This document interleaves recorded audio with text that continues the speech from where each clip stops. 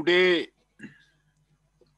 Professor Dr. Manoj Kumar will give lecture on the Porter's five force analysis, which is in the topic of the strategic management of the syllabus. In 1979, the Harvard Business Review published the article How Competitive Force Shapes Strategy by the Harvard professor Michael Porter. It started a revolution in that strategy field. In subsequent decades, Porter's five forces have shaped a generation of the academic research and the business practice. The unit explores how competitive analysis can be done using Porter's five forces model. The five forces model is shown in the figure. Porter's five forces model. The threat to the new entrant, threat of the substitutive product, of buyers, bargaining power of the suppliers, and bargaining power of the buyers. Rivalry among the existing forces. In essence, the job of the strategy is to understand and cope with the competition. However, managers define competition too narrowly, as if it occurs only among today's direct competitors. Yet competition for profits goes beyond established industry rivals. It includes four other competitive forces as well: customers, suppliers, potential entrants, and substitutes. The five forces model developed by the Michael E. Porter has been the most commonly used analytical tool for examining competitive environment. According to this model, the intensity of competition in an industry depends on the five basic forces. These five forces are threat of the new entrants, intensity of rivalry among industry competitors, bargaining power of the buyers, bargaining power of the suppliers, threat of substitute product and services. Each of these forces affect a firm's ability to compete in the given market. Together, they determine the profit potential for a particular industry. To understand industry competition and profitably, one must analyze industry's underlying structure in terms of the five forces as shown in the figure 4.1. In figure 4.1, the Porter's five force model have been given here. Porter argues that the stronger each of these forces are, the more limited is the ability of the established company to raise prices and earn greater profit. With Porter's framework, a strong competitive force can be regarded as a threat because it depresses profits. A weak competitive force can be viewed as an opportunity because it allows a company to earn greater profits. The strength of the five forces may change with time as industry conditions change. For example, in industry such as airlines, textile, and hotels, where these forces are intense, almost no company earns attractive return on investment. In pharmaceutical and toiletry, where these forces are benign, many companies earn attractive profit. Understanding the competitive forces and their underlying causes reveal the roots of an industry current profitability while providing a framework for anticipating and influencing competition and profitability over time. Understanding industry structure is also essential to the effective strategic positioning. Defending against the competitive forces and shaping them in company's favor are crucial to strategy.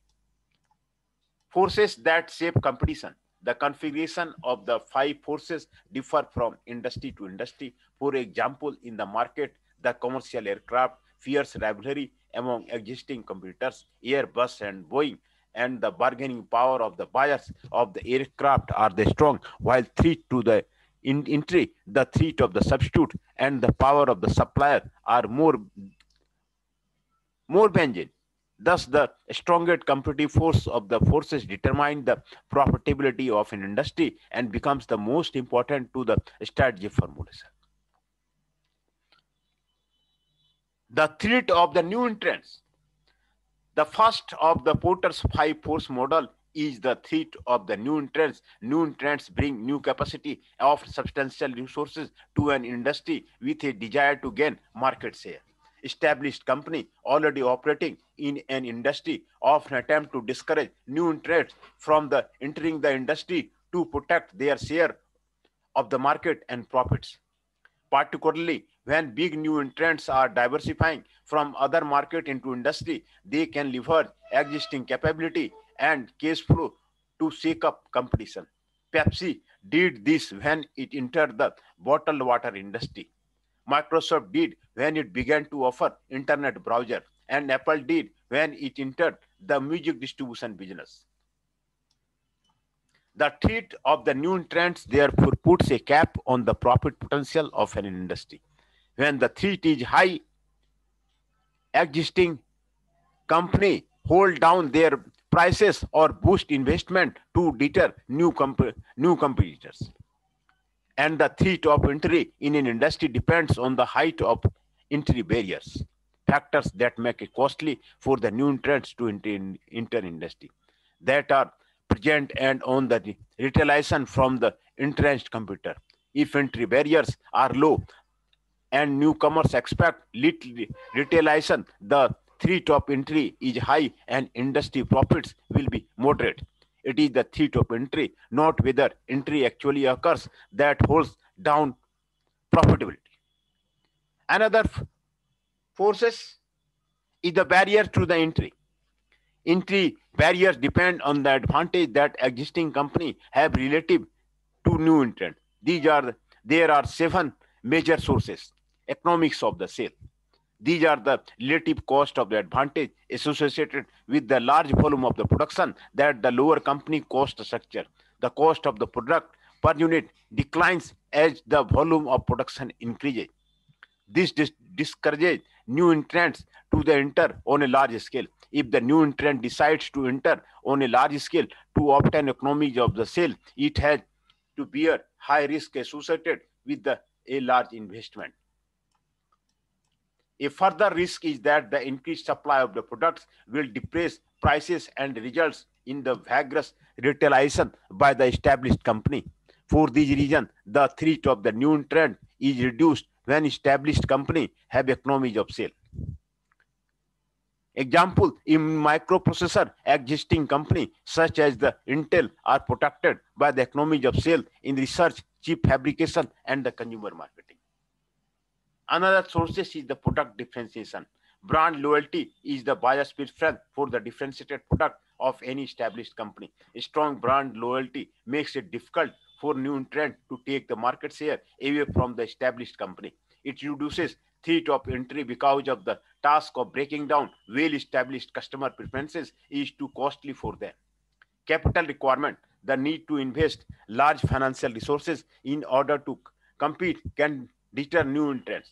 Capital may be necessary not only for the fixed asset but also to extend customer credit, build inventory, and fund startup losses. The barrier is particularly great if the capital is required for the unrecoverable expenditure, such as the upfront advertising or research and development. While major corporations have the financial resources to invade almost any industry, the capital requirement in certain fields limit the pool of the likely entrants. It is important not to overstate the degree to which the capital requirement alone deter entry. If industry returns are attractive and are expected to remain so, and if the capital markets are efficient, investors will provide new entrants with the funds they need.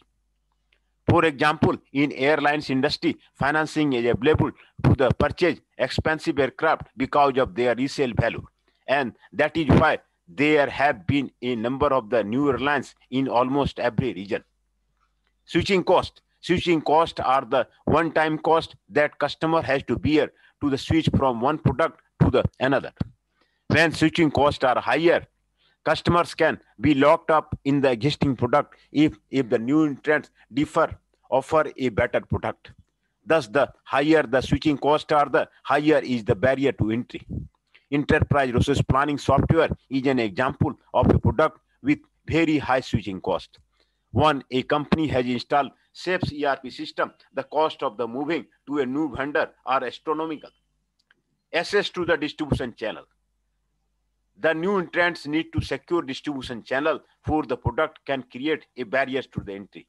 The established company have already tied up distribution channel. For example, a new food item may have to displace others from the supermarket shelf via price breaks. Promotion, intense selling efforts for the some other means the more limited the wholesale or the retail channels are, tougher will be the entry into an industry. Sometimes, if the barrier is so high, a new entrant must create its own distribution channel, as Timex did in the watch industry in the 1950s. Cost disadvantage independent of the size. Some existing company may have advantage other than the size of the economy of sales. These are derived from proprietary technology, preferential access to the new to the raw material sources, government subsidy, and favorable geographical location. Favorable geographical location. Established brand entity, cumulative experience, new entrants may not have these advantages. Government policy, historically, government regulation have constituted a major entry barrier into the many industry. The government can limit or even foreclose entry into the industry with such control as license requirement and limits on access to raw material. The liberalization policy of the Indian government relating to the deregulation, delicensing, and decontrol of prices opened up the economy to the many new entrepreneurs. If entry barriers are very high, new firms may still enter an industry if they perceive that the benefits outweighs the substantial cost of the entry. Such a situation creates excess capacity in the industry and sparks of intense price competition that might express the return for all players, new entrants as well established company. So the strategy must be mindful of the creative ways newcomers might find to circumvent apparent barriers. Expected retaliation. How new entrants believe that the existing company may react will also influence their decision to enter or stay out of the industry. If reaction is vigorous and protected enough, the profit potential in the industry can fall below the cost of the capital for the participants. Existing company often use public statement to send message to the new entrants about their commitment to defending market share. New entrants are likely to fear expected retaliation if the existing company have previously responded vigorously to the new entrant. Existing company possess substantial resources to the fight back. Existing company seem likely to cut prices to protect their market share. Industry growth is slow, so newcomers can gain volume only one by taking the market share from the existing company. An analysis of the entry barriers and expected retaliation is obviously crucial for any company contemplating entry into the new industry. The challenge is to find ways to surmount the entry barriers without nullifying the potentiality profitability of the industry. Another one is the intensity of rivalry among the competitors. The second of the Porter's five force model is the intensity of the rivalry among the established company within an industry. Rivalry means the competitive struggle between company in industry to gain market share from each other. Firms use tactics like the price discounting, advertising campaigns, new product introduction, and increased customer service or the warranty. Intense rivalry lowers the prices and raises cost. It squeezes profit out of an industry. Thus, intense rivalry among the established company constitute a strong threat to the profitability. Alternatively, if rivalry is less intense, companies may have the opportunity to raise prices or reduce spending on advertising, etc., which leads to the higher level of the industry profits. The intensity of the rivalry is greatest under the following condition. Numerous competitors or equally powerful competitors. When there are many competitors in an industry, or if the competitors are roughly of the equal size and power, the intensity of rivalry will be more. Any move by one firm matched by an equal counter move. In such situation, rivals find it hard to avoid poaching business. Slow industry growth. Slow industry growth turns competition into the fight because the only path to growth is to take sales away from a competitor. High fixed but low marginal cost. This creates the intense pressure for the competitive to cut prices below their average cost, even close to their marginal cost, to steal customers. Example, many paper and aluminum businesses suffer from this problem, especially if demand is not growing. Lack of differentiation or the switching cost. If product or services of the rivals are nearly identical and these are few switching costs, this encourages competitors to cut prices to win the new customers. Years of the airlines price wars affect these circumstances in that industry. Capacity augmentation in large increments. If the only way a manufacturer can increase capacity is in a large increment, such as building of a new plant, it will run the new plant at the full capacity to keep its unit cost low. Such capacity addition can be very disruptive to the supply demand balance and cause the selling prices to fall throughout the industry. High exit barrier. Exit barrier keep a company from leaving the industry. Exit barrier can be economic, strategic, or the emotional factors that keep more firms competing, even though they may be year low or the negative returns on their investment.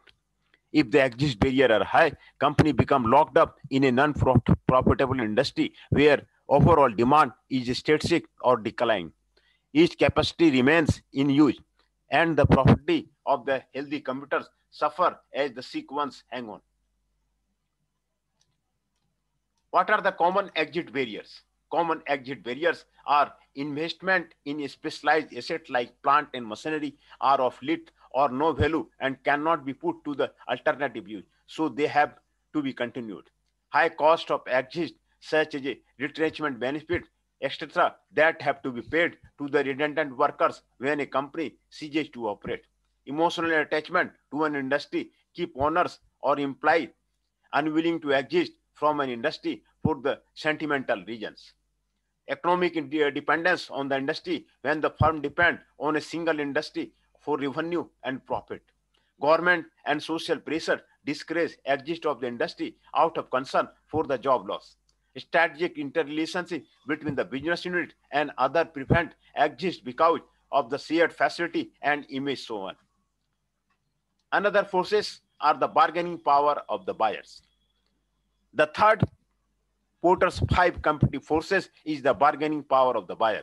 Bargaining power of buyer refers to the ability of buyers to bargain down the price charged by the firms in the industry or driving up the cost of the firm, depending better product quality and service by forcing lower prices and the rising cost. Powerful buyers can squeeze profits out of the industry. Thus, powerful buyers should be reviewed as a threat. Alternatively, if buyers are in a weak bargaining position, the firm can raise the prices, cut costs on quality and service, and increase their profit levels. Buyers are powerful if they have a more negotiation leverage than the firm in the industry, using their clout primarily to pressure price reduction. According to Porter, buyers are the most powerful under the following condition. There are few buyers. If there are few buyers or each one does bulk purchases, then they have more bargaining power. Large buyers are particularly powerful in industry like the telecommunication equipment, offshore drilling, and the bulk chemicals. High fixed cost and low marginal cost increase the pressure on the rivals to keep capacity falling through the discount. The products are standard or undifferentiated. If the products purchased from the firm are standard or undifferentiated, the buyers can easily find alternative source of the supply. Then buyers can play one company against the other as in the commodity gain market. The buyer faces low switching cost. Switching costs lock the buyer to a particular firm. If switching costs are low, buyers can easily switch from one form to the product to the another. The buyer earns low profit. If the buyer is under pressure to trim its purchasing cost, the buyer is price sensitive and bargains more. The quality of buyer's product. If the quality of the buyer's product is little affected by the industry product, buyers are more price sensitive. Most of the above source of the buyer power can be attributed to consumers as a group as well as to industrial and commercial buyers. The buying power of retailers is determined by the same factor with one important addition. Retailers can gain significant bargaining power over manufacturer when they can influence consumers' purchasing decision as they do in the audio component, jewelry, appliances, sporting goods, etc. are examples. Bargaining power of the suppliers. The fourth of Porter's five force model is the bargaining power of the supplier. Supplier are companies that supply raw material, components, equipment, machinery, and associated products. Powerful supply make more profits by changing their high prices, limiting quality of the services, or shifting the cost of the industry or participant. Powerful suppliers squeeze profit out of an industry, and thus there are a threat. For example, Microsoft has contributed to the erosion of the profitability among the PC makers by raising prices on the operating system. PC makers competing fiercely for the customers have limited freedom to raise their prices accordingly. A supplier's bargaining power will be high under the following condition. Few suppliers. When the supplier group is dominated by the few companies and is more concentrated than the firm to whom it sells, an industry is called the concentrated. The suppliers can then dictate prices, quality, and the terms. Product is differentiated. When suppliers offer products that are unique or differentiated or built up switching cost, it cuts off the firm's option to play one supplier against the other. For example, the pharmaceutical company that offer patented drugs with the distinctive medical benefits have more power over hospital, drug buyers, etc. Dependence of supplier group on the firm. When suppliers sell several firms and the firm does not represent a significant fraction of its sales, suppliers are prone to the exact power. In other words, the supplier group does not depend heavily on the industry for revenue. Suppliers serving many industries will not be hesitant to extract maximum profit from each one. If a particular industry accounts for a large portion of suppliers group volume or profit, however, suppliers will want to protect the industry through the reasonable prices. Importance of the product of the firm. When the product is an important input to the firm's business, or when such inputs are important to the success of a firm's manufacturing process or product quality, the bargaining power of supplier is high. Threat of the forward integration. When the supplier poses a credible threat of the integrating forward, this provides a check against the firm's ability to improve the terms by which it purchases. Lack of the substitute. The power of even large powerful suppliers can be checked if they compete with suppliers. But if they are not obliged to compete with the substitute as they are not readily available, the supplier can exert power.